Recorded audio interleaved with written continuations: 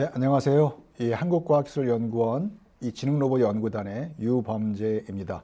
이어서 강의를 진행하도록 하겠습니다. 방금 제가 이제 인공지능과 로봇에 대해의 관계에 대해서 간단하게 설명을 드렸는데요. 그래서 이제 그러면은 과연 인공지능과 로봇이 결합돼서 어떤 서비스를 만들어 왔는지 또 만들 수 있는지 하는 거를 한번 개념적으로 한번 살펴보도록 하겠습니다. 여기 이제 알파고나 뭐 지금 챗GPT나 바드 같은 이제 이런 거대 AI 또는 뭔가 어떤 특화된 AI가 있다고 할 때 이런 것들이 이제 각각의 하드웨어하고 함께 결합이 되면 만약에 자율주행 어떤 드론하고 함께 결합이 되면은 드론을 이용한 어떤 이런 서비스가 가능해지겠죠. 그래서 이제 이게 자율주행이라고 하는 것이 어떤 일종의 AI이기 때문에 그런 기능을 여기 지금 AI에서 제공할 수가 있겠습니다. 여러분도 또 지금 잘 아시겠지만 무인 자동차가 있습니다. 여기 이제 자율주행 기능이 있고요. 그래서 이제 테슬라라든가 이런 쪽에서 보면은 이 자동차에도 AI 컴퓨터가 들어가 있고, 그다음에 네트워크로 연결된 외부 서버 컴퓨터도 있어서 거기에서 인공지능을 제공을 지금 하고 있습니다. 청소 로봇인 경우에도 이제 거기에 이 내비게이션 기능이 있는데 그런 기능을 이제 그 안에다 내장을 해서 사용할 수가 있겠고요. 소셜 로봇 해가지고 이제 지보라고 하는 로봇이 있었습니다.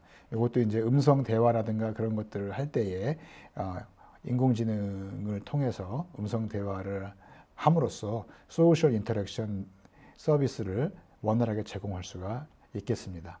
그리고 이제 테슬라에서 얼마 전에 발표했던 옵티머스라고 하는 휴머노이드 로봇이 있습니다. 테슬라에서는 이제 이런 이 휴머노이드 로봇을 만들어서 여러 대의 로봇들이 동시에 움직이면서 공장에서 일하는 모습을 보여주고 싶다. 이런 어떤 플랜을 가지고 있는데요. 이런 식으로 이제 공장에서 일을 하려고 하면은 주변 환경도 인식을 해야 될 거고, 만약에 작업을 하면은 작업 내용을 또 다 이해를 해야 될 것이고, 그다음에 또 작업 순서라든가 그런 것들을 다 이제 스스로 계획을 해서 일을 해야 될 텐데, 그래서 이제 그러한 것들을 인공지능을 통해서 수행할 수가 있겠습니다. 이제 그리고 이제 이런 뭐 굳이 움직이는 로봇의 형태가 아니고 여러분이 가지고 있는 스마트폰에 보면은 그 안에 뭐 시리 같은 음성 인식 엔진도 있고요. 그 다음에 또 뭐 티맵 같은 또 이런 자동차 자율주행을 또 이렇게 안내해주는 이런 엔진 이런 서비스도 있고 그렇습니다. 그래서 이렇게 이제 다양한, 다만 이제 뭐냐면은 사용자하고 인공지능을 연결시켜 줄 수 있는 어떤 장치가 필요한데 그 장치가 로봇 내지는 어떤 IT 기기 이런 것들이 이제 지금 되겠습니다.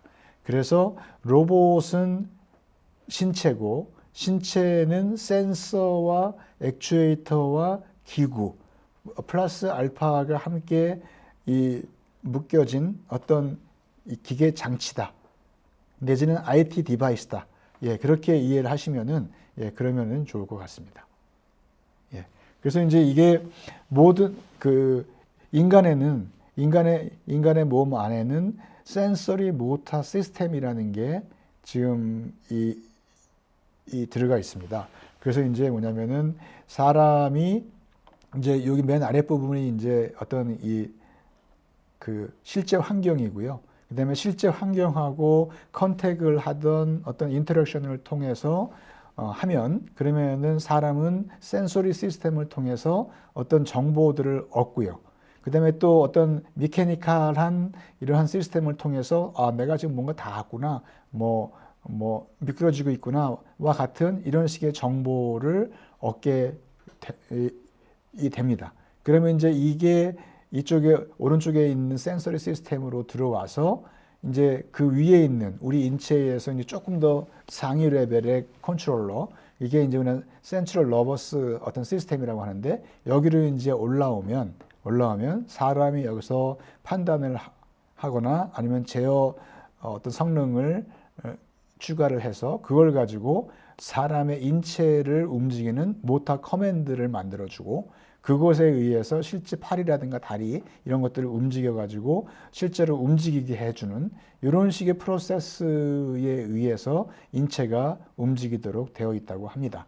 네, 그래서 이제 로봇도 이러한 구조로 지금 지금 만들 필요가 있겠다. 그래서 이제 근데 여기 있는 이 컨트롤러는 이 컨트롤러는 실제로는 어떤 거냐면은 사람은 이제 나이를 먹잖아요. 태어나서부터 5년, 10년, 15년, 20년 이렇게 나이를 먹습니다. 그러면은 성장하는 자기의 몸, 그 다음에 변화되는 어떤 센서, 이런 것들의 구조에 맞추어서 최적화된 그러한 컨트롤 알고리즘을 스스로 배우게 되고, 그래서 이제 그 알고리즘에 의해서 사람들은 진짜 어지간한 로봇들이 할 수 없는 그러한 섬세한 일까지도, 내지는 감정적으로 굉장히 예민한 어떤 그런 것들까지도 핸들링 할 수 있고 일을 할 수가 있게 됩니다. 그래서 이제 저희들은 그래서 그거를 체화 인공지능이라고 이름을 짓고 있습니다. Embodied AI라고 하는 거죠. 그래서 이 신체, 우리 인간의 신체 내지는 로봇이라고 하는 것은 고정된 센서 모터 구조 및 관계를 유지하고 제공하는 물리적인 플랫폼이다라고 정의를 할 수 있습니다. 그래서 뭐냐면은 우리 인체도 그렇죠. 이 눈의 위치나 코의 위치나 입의 위치가 바뀌지 않죠. 그 다음에 팔의 길이나 이런 것들이 쉽게 바뀌지 않습니다. 일단 성인이 되고 나면은 그대로 이제 거의 그대로 유지가 됩니다. 예. 이제 하기 때문에 마찬가지로 로봇도 이제 어떤 그 맨 처음에 만들어질 때 스펙이 정해지면은 거기에 맞게끔 나오게 됩니다. 그러면 이제 인간은 계속되는 어떤 트라이얼 앤 에러 방식으로 해가지고 센서와 모터 간의 관계를 장기적으로 학습을 해서 그거를 통해서 높은 수준의 숙련도를 몸에 자연스럽게 가지게 됩니다.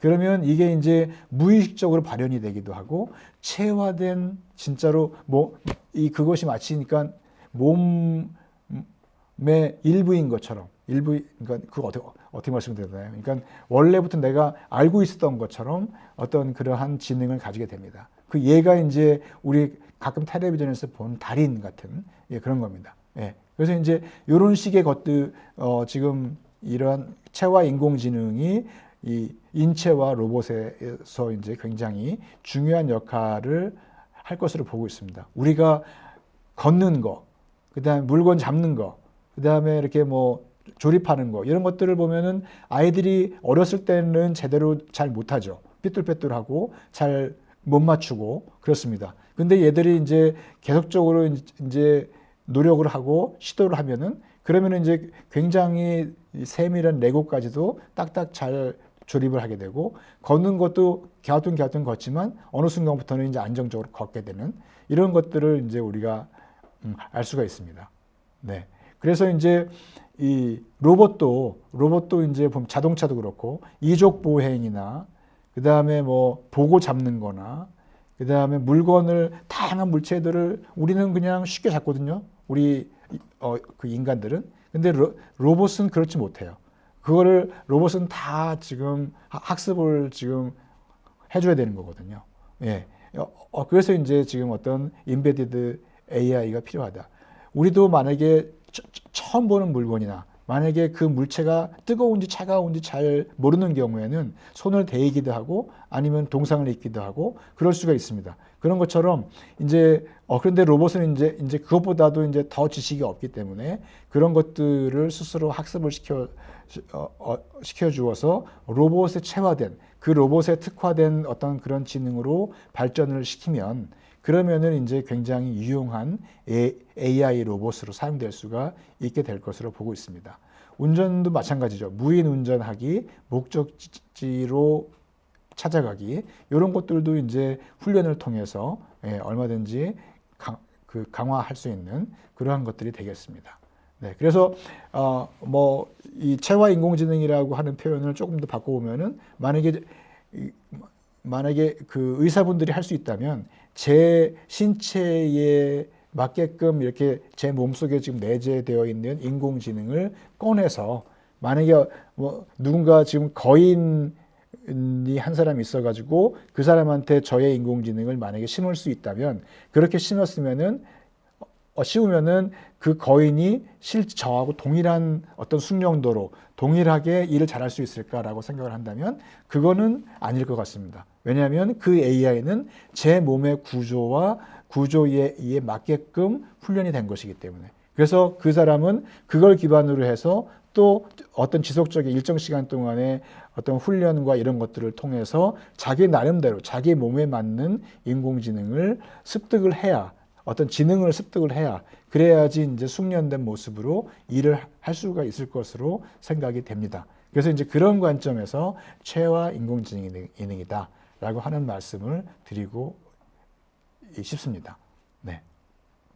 그래서 이제 네.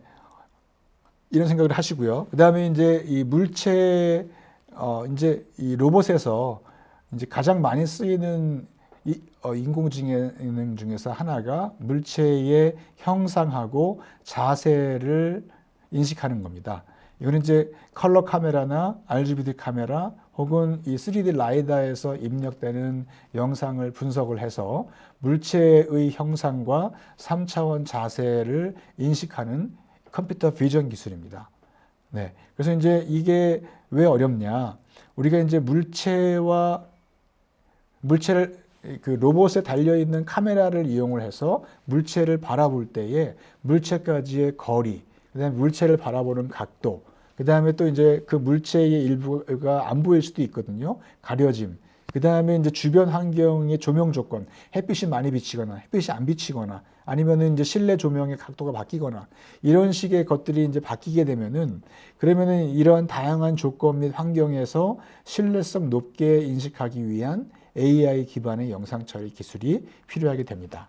그래서 이제 뭐 그게 완성이 되면은 이쪽에 보시는 것처럼 이제 이 로봇이 여기 앞에 있는 여러 개의 물체를 바라보고 그 중에서 이제 맨 왼쪽에 있는 컵을 인식을 해가지고 잡는 모습입니다.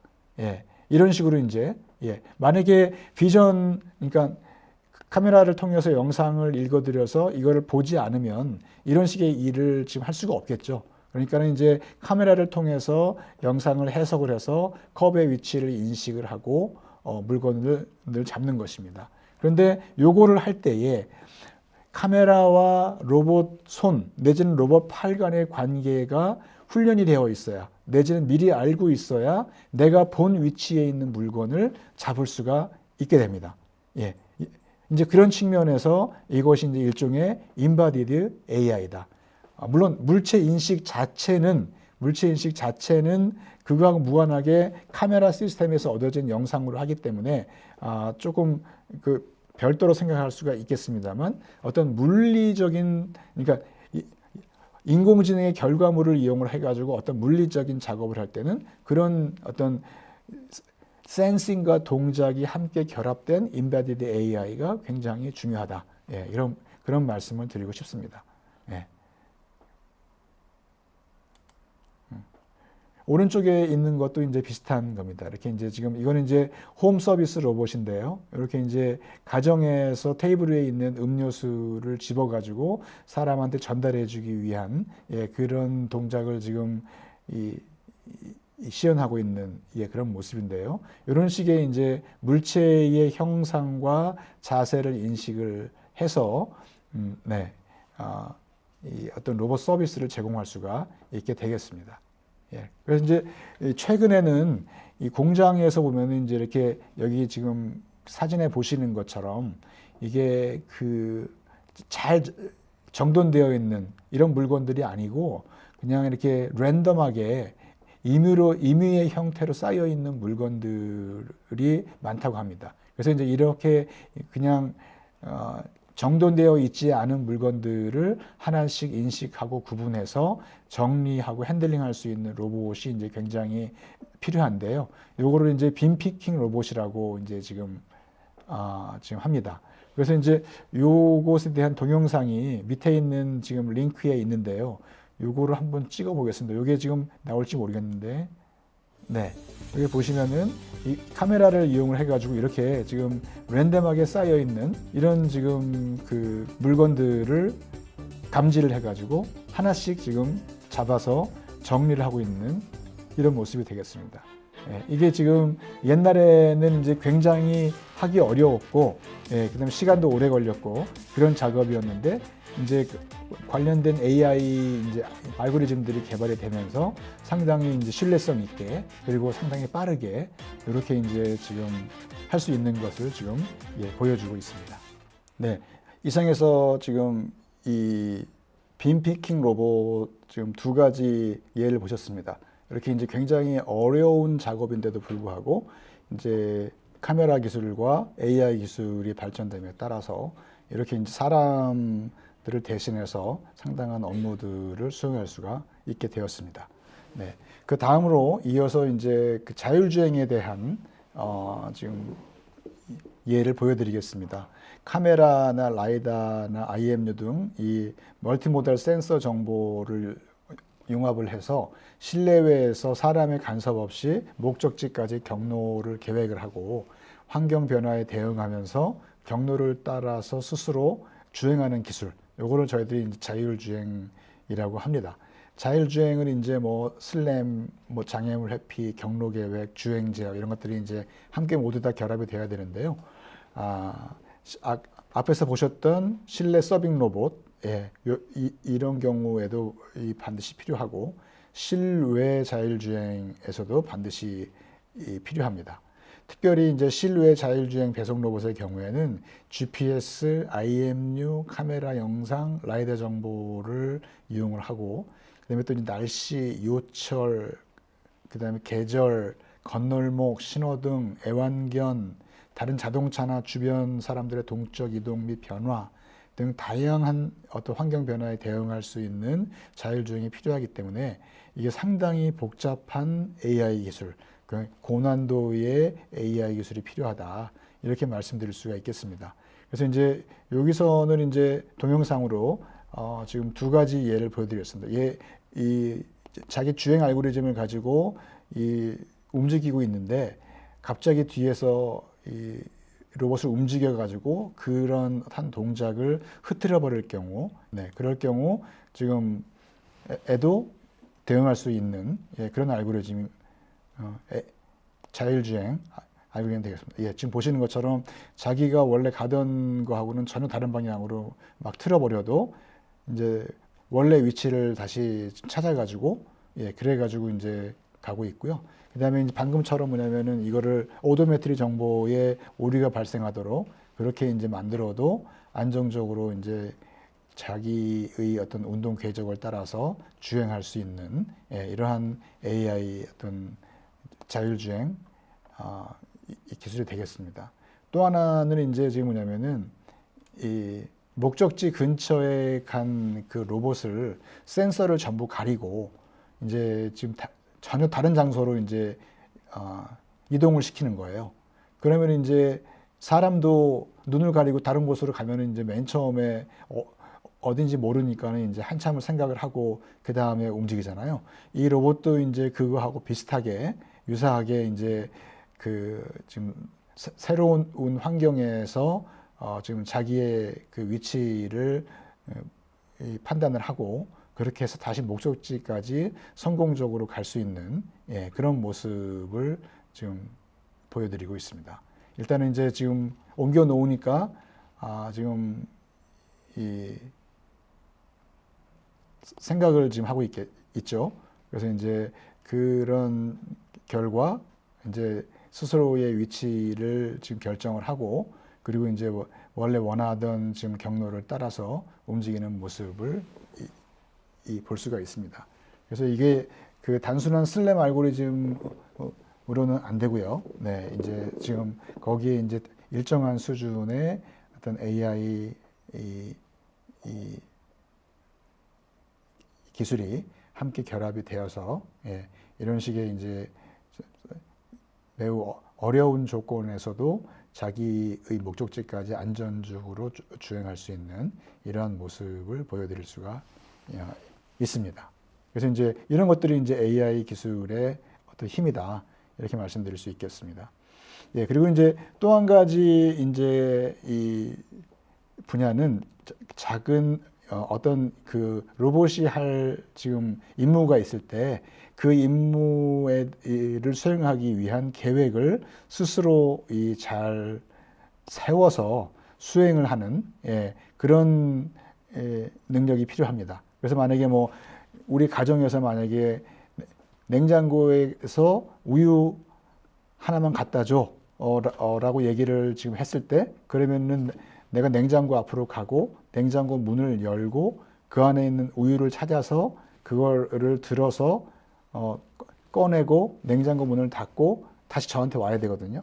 이런 식의 순서들을, 과거에는 이런 일하는 순서를 사람들이 다 입력을 해줬는데 이제는 그것이 아니고 가서 냉장고에 가서 우유를 가져와 하는 것만 입력을 하면은 로봇이 그거를 실행할 수 있는 태스크 계획, 어떤 실행 계획을 스스로 수립할 수 있는 능력, 요거를 이제 실제 인공지능으로 구현할 수가 있을 거라고 지금 생각을 합니다. 요거는 이제 저희가 이제 이렇게 지금 5개의 컵이 있을 때 같은 색깔을 갖는 컵들을 함께 모아서 쌓아라 하는 명령을 주었습니다. 그러니까 뭐 이게 컵에다 번호를 주고 뭐 1번을 2번 위에 올리고 3번 위에 올리고 그렇게 준 것이 아니고 같은 색의 컵을 쌓아라 이렇게만 이제 지금 주었는데, 그 명령을 받고 이제 지금 로봇이 일단 자기 앞에 테이블에 놓여 있는 컵들을 지금 다 스캐닝을 하고 그 다음에 자기가 이제 물건을 찾아가지고 빨간 컵 위에다가 올려놓는 그런 모습이 되겠습니다. 그리고 이제 실제로 이제 지금 보시면 로봇이 지금 물건을 집어서 가운데다가 놓거든요. 그 다음에 이제 다시 또 이제 지금 손을 바꿔서 다른 손으로 집어서 이렇게 이제 지금 옮겨주고 있는데, 저희가 이런 어떤 지금 훈련을 지금 데이터를 지금 미리 입력을 해가지고 훈련을 시킨 것이 아니고 요거 자체도 로봇이 이제 지금 스스로 만들어서 그렇게 이제 임무를 수행한 것입니다. 파란색 컵도 이제 비슷한 그런 방법을 통해서 그렇게 이제 지금 진행하고 있는 모습을 보실 수 있습니다.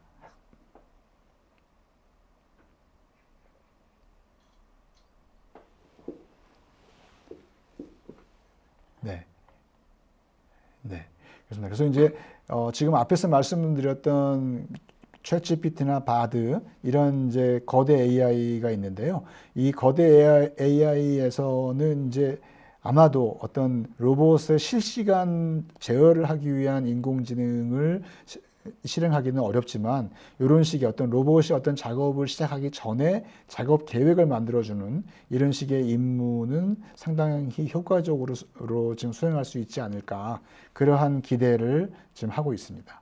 그래서 저희가 이제 옛날에 지금 과거에 이제 지금 할 때는 어떻게 했냐면은 이카루스라고 하는 추론 엔진이 있었는데 스탠포드에서 개발된 것인데 그거를 이제 지금 이용을 해가지고 저희들이 이제 이 태스크를 자동으로 수행할 수 있는 그런 이 기술을 개발했었습니다. 그래서 이제 지금 보시면은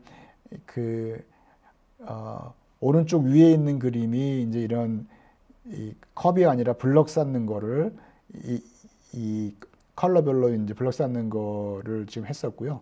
이 이제 지금 밑에 보시는 것은 이제 로봇이 여러 가지 장애물들이 있는데 장애물들에 부딪히지 않고 경로를 따라서 잘 움직여서 안정적으로 지금 목표 지점까지 가는 이러한 자율주행까지도 지금 저희들이 이러한 추론 엔진을 이용을 해가지고 구현을 지금 사례가 있습니다.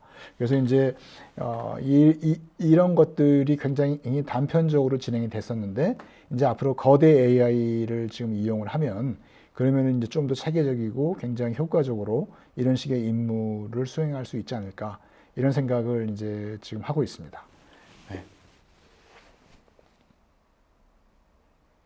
그러면 이제 그러면은 우리 이제 다양한 로봇 분야도 이제 일단 소개를 해드렸고요. 그 다음에 이제 로봇의 인공지능이 어떻게 적용될 수 있는지 하는 것도 이제 뭐 간단하게 설명을 지금 드렸습니다. 자, 그렇다면은 이제 이런 식의 AI 로봇의 미래는 어디로 갈 수 있을까요? 이게 이제 상당히 어려운 질문이긴 합니다. 하지만 이제 몇 가지 제안을 한번 드려보겠습니다. 그래서 이제 우선은 먼저 앞에서 보신 다양한 로봇들이 있었습니다만 또 이제 실패 사례들도 있었습니다.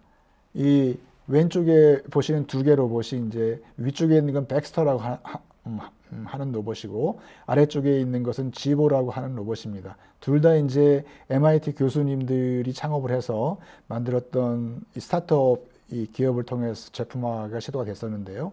위에 이제 보시는 분은 그 로드니 브룩스라고 하는 굉장히 유명하신 어떻게 보면 로봇계에서는 대부 같으신 분인데 이분이 이제 리싱크 로보틱스라고 하는 것을 이 회사를 창업을 하고 거기에서 백스타라고 하는 그 로봇을 만들었습니다. 이게 이제 기존의 산업용 로봇 내지는 코봇 이런 것들은 그 하모닉 드라이브 기어를 써가지고 굉장히 정밀하게 움직일 수 있는 1mm 이하의 애큐러시로 움직일 수 있는 그러한 로봇 파일들이었습니다. 근데 이제 그게 가격이 너무 비쌌기 때문에 이분이 이제 지금 제안을 했던 거는 뭐냐면 기어가 하모닉이 아니고 그러니까 좀 다른 기어를 써서 유성 기어 같은 그런 좀 저렴한 기어를 써서 이게 실제로 메커니즘이 움직일 때 오차가 발생을 하더라도 그거를 외부에 있는 카메라 센서라든가 이런 것들로 보상을 해서 그래서 정밀한 작업을 시켜보자 라고 하면서 이 로봇의 가격을 2천만 원대에 팔겠다라고 이제 선언을 하고 시작을 했던 이런 기업입니다. 근데 이제 이 기업이 굉장히 처음에 시도는 좋았는데 공장에서 사용을 하다 보니까 정밀도가 부족하면은 안 되겠다라고 하는 이제 그런 판단들이 서고 그래서 이런 기능을 갖는 로봇을 사용할 수 있는 어플리케이션 분야가 그렇게 크지 않다라고 하는 판단이 이제 서면서 이 회사는 이제 문을 닫았습니다. 예. 밑에 있는 이제 이 지금 지버라고 하는 로봇은 아이들이나 이제 어른들이 그 인형처럼 가정에서만이 아니고 뭐 어딘가 놀러 갈 때라든가 그럴 때에도 가지고 다니면서 얘를 통해서 정보도 얻고 대화도 하고 할 수 있는 대화형 어떤 소셜 로봇 이었습니다. 그래서 이제 이게 이제 외부에서 이제 이 실제 회사에서 이제 그러한 인공지능 서비스를 통해서 소셜 인터랙션이 가능하게 그렇게 하려고 시도를 했었는데 이 당시만 해도 지금 이 최근에 나온 거대 AI 같은 그런 인공지능이 이제 없었고 이제 그래서 사람하고 대화를 할 때라든가 인터랙션을 할 때에 인간만큼 그렇게 자연스럽게 할 수 있는 그런 능력이 되지 못했기 때문에 이것도 이제 여러 군데서 그 좋은 투자를 받기는 했습니다만 하지만 이제 실제로 회사는 이제 문을 지금 닫았습니다. 네, 그리고 이제 오른쪽에 보신 이제 이 로봇은 일본 이 소프트뱅크에서 그 개발을 했던 출시를 했던 페퍼라고 하는 그 로봇입니다. 나중에는 프랑스의 알데바이란이라고 하는 회사하고 함께 연계해서 이제 지금 진행을 했었고요. 요거는 이제 주로 일본에서 많이 팔렸는데요. 일본에서 가정에서 혼자 있는 사람들 내지는 노인들을 위해서 소셜 인터랙션을 통해서 감정적인 외로움이라든가 슬픔을 해소를 해주고 간단한 대화를 함께 할 수 있는 이런 로봇으로 개발이 되고 출시가 되었습니다. 하지만 이제 이 로봇이 할 수 있는 일이라고 하는 것, 그 다음에 소셜 인터랙션이라고 하는 것이 굉장히 제한적이어서 이제 많은 노력을 했습니다만 결국은 실패한 이런 사례가 되고 말았습니다. 그래서 이제 이런 것들을 이제 지금 보시면은 결국은 기능, 그러니까 어떤 서비스를 어느 수준까지 제공을 해야 사용자가 만족을 할 것인가 하는 것에 대한 기능, 그다음에 성능, 가격 등이 적절해야 그래야지 로봇이 제품화가 될 수 있겠다라는 생각을 지금 하게 됩니다. 앞에서 제가 이제 그러니까 실제 지금 상용화 시도가 되고 있는 여러 분야의 로봇들을 보여드렸지만 그렇지만 실제로 그 중에서 팔리고 있는 로봇은 그러니까 좀 어느 정도 일정한 규모 이상으로 팔리고 있는 로봇은 코봇하고 실내 서빙 로봇입니다. 그 외의 것들은 이제 지금 계속 이제 상품화를 하기 위해서 많은 시도들과 실증 서비스들이 진행되고 있는 것들인데요. 하기 때문에 이제 그것들도 이제 소비자들이 원하는 기능과 적절한 가격대가 맞지 않으면은 도태될 수 있을 거라고 지금 보고 있습니다. 그렇기 때문에 사업을 할 때는 그런 포인트들이 굉장히 중요하다. 그런 말씀을 드리고 싶습니다. 실제로 가트너 하이퍼사이클 이거를 보시면은 스마트 로봇 내지는 오토노머스 모바일 로봇이 여기 지금 이 위로 올라가는 그 거의 상층부에 있었습니다. 이게 이제 2018년도의 이 그래프인데요. 근데 이제 2021년도 지금 이 그래프에는 아마 오토노머스 모바일 로봇이 스마트 로봇하고 지금 합쳐졌는지 거의 합쳐져 가지고 거의 이제 윗부분까지 지금 올라가 있습니다. 하이프사이클이라고 하는 것은 기술이 맨 처음 소개되었을 때 이 관심이 폭증하면서 이제 거품이 초기에 이제 일게 됐는데 이제 그게 이제 여기 앞부분에 있는 단계고 이제 그 단계를 지나면 정말로 이제 지금 내공이 있는 그리고 이제 어떤 기본기를 갖춘 기업들이 많이 살아남는 그런 밸리로 이렇게 지금 떨어지게 되는데 이 지금 로봇은 이제 거의 거품의 이 최상단에 올라와 있는 그런 단계로 이제 지금 볼 수가 있습니다. 그렇기 때문에 지금은 이제 그냥 단순히 로봇을 만든다라고 하는 것보다는 내가 로봇을 만들 때 어떤 원천 기술을 코어로 가지고 경쟁력을 가지고 갈 것인가 하는 것에 대한 그런 고민을 충분히 하고 지금 그 앞으로 갈 미래 비전을 지금 준비하는 것이 좋겠다, 의미가 있겠다. 그런 생각이 이제 지금 듭니다. 이제 그런 관점에서 미국에서는 이제 2020년도에 US 로보틱스 로드맵이라고 하는 것을 만들어서 발표를 지금 좀 했습니다. 이거는 이제 이 비즈니스 그다음에 장애, 그러니까 어떤 해결해야 될 장애물들, 그다음에 이제 이거를 장애물들을 해결하기 위해서 도전해야 되는 포인트들, 이런 것들이 정리가 이제 지금 되어 있습니다. 그래서 이제 간단하게 말씀을 드리면 이 미국에서는 이제 이 지금 대표적인 비즈니스로 로봇이 이제 사용될 수 있는 대표적인 비즈니스로 매니팩처링 제조업이죠. 그다음에 이 지금 QOL 그래가지고 이거는 이제 뭐 헬스케어라든가 돌봄 로봇이라든가 그런 부분들이 되겠습니다. 로지스틱스, 물류 로봇이죠. 그 다음에 아그리컬처, 농업용 로봇입니다. 메디컬, 의료 로봇이고요. 시큐리티, 보안, 뭐 안보, 이런 로봇이고, 트랜스포트, 이거는 이제 뭐 어떻게 말씀드려야 될까요? 뭐 교통, 운반, 이런 식의 로봇들, 이런 사업 분야가 이제 유망하다. 근데 이제 여기서 이제 실제로 로봇이 많이 보급이 되려고 하면은 이게 장애물들을 풀어야 된다. 하이 믹스처. 즉 뭐냐면은 로봇이 인식하고 핸들링 해야 되는 물건들이 매우 많다. 이제 하기 때문에 그러한 것들을 인식할 수 있는 기술이 필요하다.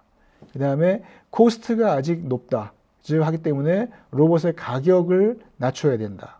그 다음에 셋업 타임, 로봇을 사용하기 위해서 초기에 준비돼야 되는 시간이 너무 많다. 이거를 줄여야 된다. 그 다음에 effortless, 그러니까 뭐냐면은 로봇을 사용하기 위해서 많은 노력이 필요하다. 그렇지 않고 쉽게 사용할 수 있게끔 만들어야 된다. 그런 것이고요. 그 다음에 safety, 그러니까 사람하고 이제 공존하는 환경에서 이제 이용되기 때문에 안전해야 된다. 그 다음에 robustness, 강인성. 즉 뭐냐면 로봇이 이제 뭐 오랜 시간 움직여도 안정적으로 오동작하지 않고 강인하게 움직일 수 있어야 된다. 요런 것이 이제 지금 주요한 옵스터클로 봤고요. 그래서 이제 이 플래닝 분야, 메커니즘 분야, 오토노미 분야, AI 분야, 휴먼 로봇 인터랙션 분야, 그다음 퍼셉션 분야, 그다음 다중 로봇 분야, 이런 분야에서의 챌린지들을 제시를 지금 했습니다. 그래서 이제 뭐 예를 들면 만약에 AI 같은 경우 러닝하고 어댑티브 시스템인데 여기서 이제 AI 중에서 이제 메이저가 이제 뭐냐면은 다양한 물품들을 잘 인식을 해서 로봇이 그거를 핸들링할 수 있는 그런 기술을 제공을 지금 해야 되는데요. 예를 들면 이제 지금 그런 겁니다. 그러니까 이제 지금 미국에 있는 지금 슈퍼마켓에서 이게 그로서리 스토어에서 로봇이 그 물건들을 소팅하고 핸들링을 하려면은 14,000개 이상의 물체들을 인식해야 된다고 합니다. 아직은 그런 기술이 없습니다. 그래서 이제 미국은 10년 내에 그런 기술들을 개발을 해야 된다. 뭐 이런 식의 이제 어떤 미션들, 챌린지들이 지금 제시가 된 겁니다. 메커니즘 같은 경우도 물건을 다양한 종류의 물건들을 파지를 해야 되는데 그러면은 로봇 핸드의 메커니즘이 어떤 모양이 돼야 되는가 등과 같은 이런 식의 이제 지금 이 연구와 어떤 개발이 필요하다 하는 이제 그런 그래서 이제 이 정도 수준까지 아까 말씀드린 14,000개 이상의 물건을 핸들링 하려면 그 안에 있는 다양한 물체들을 다 핸들링할 수 있는 어떤 메커니즘이 필요하다. 이런 식의 이제 미션들이 지금 제시가 이제 지금 된 것입니다. 네. 그래서 이제 저도 이제 지금 이 생각을 좀 해보면 지금 앞에서 보신 어플리케이션도 그렇고 로봇에 지금 활용할 수 있는 공간이 과거에는 공장이었는데 이제 지금은 이제 실외 도로 그래서 이제 지금 이거는 이제 아까 이제 실외에서 배송 로봇도 있겠고요. 그 다음에 뭐 산업 현장도 있겠습니다. 그 다음에 올마 오는 곳이 지금 영업장입니다. 그래서 뭐 식당이라든가 카페라든가 뭐 치킨집이라든가 이런 데가 되겠죠. 그 다음에는 아마도 이제 사무실로 올 것 같습니다. 회사나 아파트나 공관기관이나 이런 데로 올 것 같고요. 그 다음에는 일반 가정 안에서 뭔가 사용할 수 있는 로봇들로 발전되자 이렇게 이제 점점 우리하고 가까운 거리로 로봇들이 이제 들어오지 않을까 이런 생각을 지금 하고 있습니다. 그래서 그리고 이제 로봇의 작업 수준도 과거에는 이제 미리 정해진 작업을 지금 했다고 하면은 이제는 이제 앞으로는 이제 반자율적인 작업. 그래서 이제 원격 제어라든가 그런 것들을 통해서 약간씩 통제를 해주면서 안정적으로 작업을 할 수 있는 그러한 작업이 가능한 로봇으로 발전이 되고 그 다음에는 이제 온전하게 자율적으로 작업할 수 있는 이러한 로봇으로 발전하지 않을까 이렇게 보고 있고요. 그 다음에 이제 이게 자율 작업도 이제 완전히 이 어떤 환경에 대한 제약이 없는 경우가 있고 일정한 환경을 갖추고 그 안에서 자율 작업을 지금 하는 경우가 있겠습니다. 근데 이제 어떤 환경 조건을 갖추고 하는 자율 작업이라면 그런 것들이 이제 우선 먼저 진행이 되지 않을까 이런 생각을 지금 하고 있습니다. 네. 그래서 이제 우선 먼저 원격 작업 로봇은 뭐 대략 이런 그림입니다. 공장에서 사람이 실제로 가기에 좀 위험하고 안정적이지 않은 지역에다가 이렇게 로봇을 보내서 이 로봇이 작업을 하게 하는데 근데 이 원격에 있는 사람이 보고 있다가 내지는 로봇이 요청을 하면은 이제 그 일을 함께 도와줘서 로봇이 이제 원격에서 혼자서 일할 수 있는 이런 것이 이런 식의 로봇이 이제 우선 먼저 나오지 않을까 이런 생각을 지금 하고 있고요. 그래서 이제 그래서 이 작업자가 이제 이 도와줄 때에 원격에 있는 전문가도 함께 도와줄 수 있는 어떤 시스템이 되겠습니다. 그래서 여기 이제 로봇은 이 작업 상황을 인지하고 스스로 이제 작업할 수 있는 AI 로봇이고, 그 다음에 또 이제 그러면 요 AI 로봇이 스스로 작업할 수 있도록 작업 지식을 넣어줄 수 있는 기술들도 이제 지금 필요할 것이고요. 그 다음에 이제 이 사용자가 로봇한테 명령을 주고 그 상황을 전달받기 위한 휴먼 인터페이스와 인터랙션 기술들도 필요할 것으로 보고 있고, 또한 이제 당연히 이 작업자와 이 로봇 사이의 안정적인 고신뢰 통신망 기술도 필요할 것으로 지금 보고 있습니다. 그래서 이제 이런 것들이 이제 잘 발전이 되고 안정적으로 되면은 이제 그러면은 이제 아시겠지만 우리나라가 지금 2032년에 달에다가 지금 달 탐사 우주선과 로봇을 보내는 계획을 가지고 있습니다. 그럴 때에 이제 이러한 이제 지금 미국에서 이제 이 실제 화성에다가 보냈던 것 같은 이런 식의 로봇을 만들어서 일을 할 수 있는 그런 환경이 되지 않을까. 그래서 이제 한국에서도 2032년에 문 로버 같은 것이 만약에 탄생한다면은 이런 식의 컨셉으로 움직이면서 일을 해야 되지 않을까. 이런 생각이 이제 지금 듭니다. 이제 그리고 이제 그 다음은 이제 아까 말씀드린 것처럼 AI 로봇입니다. 뭐 이렇게 뭐, 예, 사람을 대신해서 함께 일하고 있거나 공장에 이제 사람은 없고 이렇게 로봇이 혼자서 일을 한다거나 아니면은 사람의 일을 이렇게 뭐 도와준다거나 이런 것일 수가 있겠습니다. 다만 이제 최근에 이제 일본에서도 그렇고 한국에서도 이제 조금 관심을 받고 주목을 받기 시작하고 있는 부분은 그겁니다. 이제 이 실제 현장에서 공장 현장에서 숙련 작업을 하시던 분들이 나이가 이제 되셔가지고 은퇴를 하시는 거예요. 근데 이제 젊은 사람들은 그런 기술을 이어받아서 일을 하고 싶은 그런 욕구가 없는 거죠. 이제 그렇게 되면 이제 그 나이 드신 분이 가지고 있던 그 노하우가 이런 것들이 없어지게 됩니다. 그래서 이제 이 실제로 회사들에서는 이제 그런 노하우들이 없어지면 경쟁력을 잃을 위험이 있기 때문에 그런 노하우들을 인공지능을 통해서 학습을 시켜서 그거를 로봇에다가 넣어가지고 그분이 하시던 작업을 할 수 있게 하기 위한 그러한 시도들도 많이 하고 있습니다. 그렇기 때문에 그런 분야는 이제 뭐 인간처럼 막 그냥 일반적인 환경에서 지금 일하는 것은 아니고 아까 말씀드린 것처럼 특화된 환경에서 일하는 거기 때문에 그런 관점에서 좀 AI-적인 접근 방식으로 조금 더 빠르게 제품화라든가 아니면 상용화를 시도할 수 있는 분야가 아닐까 그런 생각이 이제 지금 듭니다. 네. 그래서 이제 마지막으로 지금 드리고 싶은 말씀은 로봇은 아직도 이제 로봇도 그렇고 AI도 그렇고 이 새로운 응용 분야, 그 다음에 또 거기에 맞는 비즈니스 모델, 그리고 이제 그거를 위한 한계 극복형의 혁신 기술을 찾는 자, 개발하는 자가 승리한다. 이런 말씀을 좀 드리고 싶습니다. 그래서 결국은 이러한 원천 핵심 기술을 가진 사람이 좋은 비즈니스 모델을 제시하면 한국만이 아니고 지금 전 세계 어디를 가도 승리할 수 있지 않을까 이런 생각을 합니다. 네, 이상 이 전반적인 AI 로봇에 대한 개발 동향을 말씀드렸습니다. 예, 감사합니다.